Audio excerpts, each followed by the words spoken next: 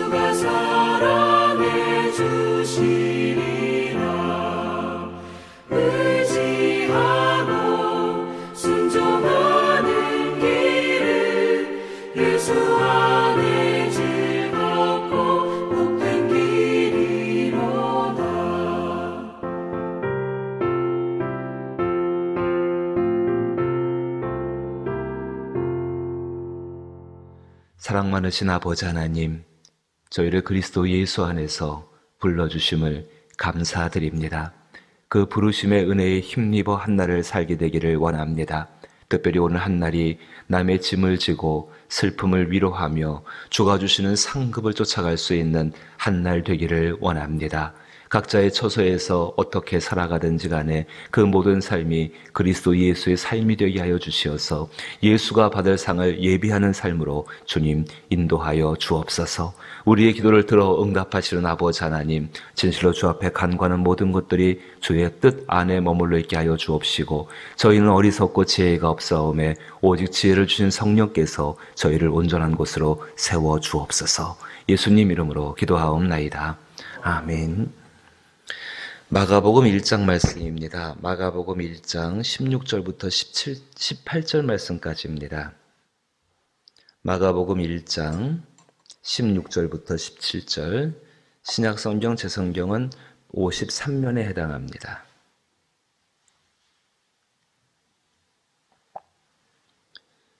마가복음 1장 16절로부터 18절 말씀입니다.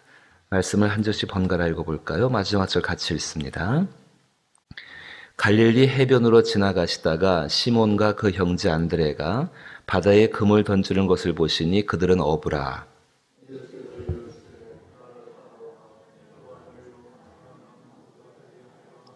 같이 읽죠. 곧 그물을 버려두고 따르니라. 아멘. 성령님은 우리 가운데 와 계시는 그리스도의 영이십니다. 특별히 부활하신 그 그리스도 예수의 삶을 우리 가운데 그대로 보여주시고 그대로 행하시는 분이 성령님이십니다. 성령님께 순종하는 삶은 복된 줄로 믿습니다. 그 복된 삶을 여러분의 삶 가운데 정말 하나님께서 이루어 주시기를 주님의 이름으로 축복합니다. 우리는 그 예수님의 모습을 어디서 볼 수 있는가? 다시 말씀드려서 성령이 우리의 삶 가운데 행하시는 그 모습, 어떤 성령이 어떻게 행하실지를 찾아본다고 한다면 성경으로 돌아와야 합니다. 그 성경 가운데에서 예수님이 하신 일들을 성령은 분명하게 증거하시고 우리 가운데에 정말 우리와 동일하게 살아계신 그 예수님처럼 우리 가운데 행해 주시는 분이 바로 성령님 그분이시기 때문에 그렇습니다. 오늘 본문 말씀을 보게 되면은 16절 보게 되면은 갈릴리 해변으로 지나가시다가 시몬과 그 형제 안드레가 바다에 금을 던지는 것을 보시니 그들은 어부라 이렇게 나오고 있고 또 읽지는 않았습니다. 19절 20절 말씀 보니까는 이제 야고보와 그 형제 요한을 제자들을 부르시는 모습, 사람들을 부르시는 모습을 볼 수가 있습니다. 거룩한 부르심이고 하나님께서 이들을 불러서 쓰시고자 하시는 그 거룩한 이끌어내심이시지요.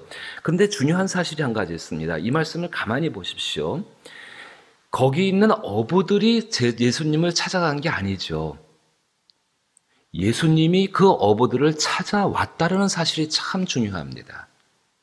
오늘 우리의 삶 가운데에도 우리가 하나님을 찾으려는 노력이 있습니다. 사도 바울조차도 날마다 우리의 삶은 사도행전 가운데에서 그 하나님을 더듬어서 찾는 것이 우리의 모습이라 말씀합니다. 하지만 근본적인 가장 중요한 변화 한 가지는 그 하나님께서, 그 그리스도 예수께서 우리를 찾아와 주셨다는 사실입니다. 이제 두 번째 보실 것은 이 찾아온 제자들의 모습이 어떤가를 보십시오.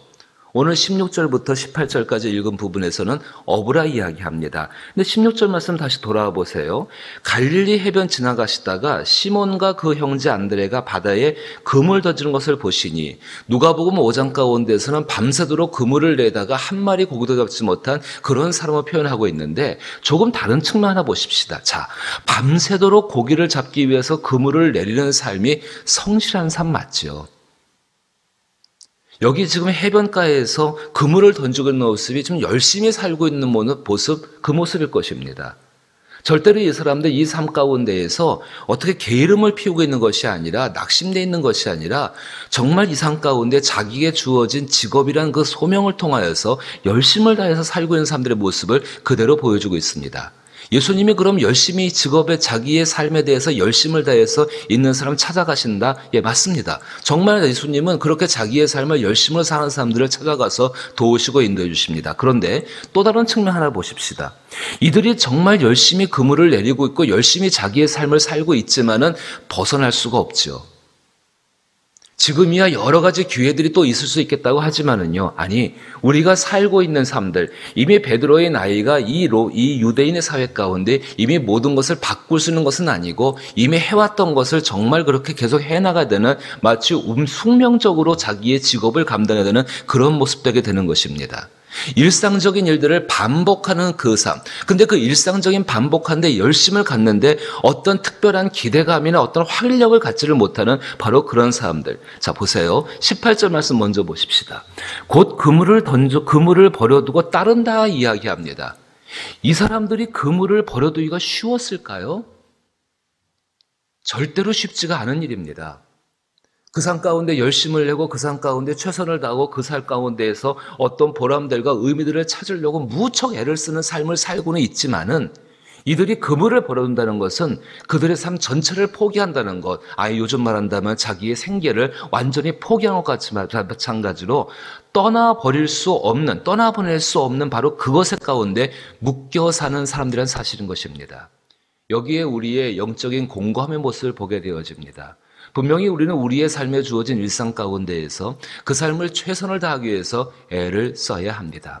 근데 그 삶 가운데에서 우리가 그만큼 누리는 만족과 기쁨과 또 중요한 것, 살아계신 하나님이 계시기 때문에 그 하나님께 대한 기대감을 갖고 산다는 것은 사실 우리의 일상 가운데 그렇게 쉽게 나타나거나 쉽게 이루어지는 것은 아니라는 것입니다. 이제 보십시오. 거기에 누가 찾아오셨습니까? 예수 그리스도께서 찾아오셨습니다. 그리고 말씀하십니다. 17절 말씀 보게 되니까는 예수께서 이르시되 나를 따라오라. 내가 너희로 사람을 낚는 어부가 되게 하리라. 다른 의미를 조금 차치하고라도 이들에게 어떤 것을 주시는가? 분명히 나를 따라오라 복음입니다. 그 복음을 주시면서 사람을 낚는 어부가 되게 하리라 그들에게 새로운 미래를 주십니다. 그 새로운 미래는 이들의 삶과 완전히 분리된 것이 아니라 이들의 삶을 기반으로 해서 만들어진 어떤 것으로부터 출발하는 것을 볼 수가 있습니다. 거기 예수님이 이렇게 말씀하십니다. 사람을 낚는 어부가 되게 하리라. 이렇게 한번 정리를 해보지요. 오늘도 성령께서는 우리 가운데 찾아오셔서요. 분명하게 복음으로 말미암아 인생 가운데의 새로운 길들, 그러나 이전과는 완전히 달라진 그런 삶이 아니라 이전의 삶을 기반으로 하여서 활력과 기대감을 가질 수 있는 또 그 가운데에서 인생의 만족과 성취감을 얻을 수 있는 길들을 성령께서는 우리 가운데 주신다는 사실입니다. 이것이 우리가 말씀을 대하는 기대감이 되어야 될 줄로 믿습니다. 정말로 성령께서 예수님이 하신 일을 우리 삶 가운데 그대로 증언하시는 지금 우리와 함께 하시는 하나님이라고 한다면은 우리의 일상의 삶 가운데 일어나고 있는 그 일상들 속에서 바로 이것을 기대할 수 있어야 한다는 것입니다. 복음은 우리와 함께 합니다. 그 복음으로 말미암아서 우리는 충분히 하나님의 성령의 은혜 가운데에서 예수가 하신 일들을 기대하고 바라볼 수가 있다는 것입니다. 사랑하는 성도 여러분, 그런 그 삶 가운데에서 예수님이 이 일을 하실 때에 왜 이 말씀을 하셨을까? 다른 것이 아니시죠. 나를 따라오라. 내가 너희로 사람 낚는 어부가 되게 하겠다.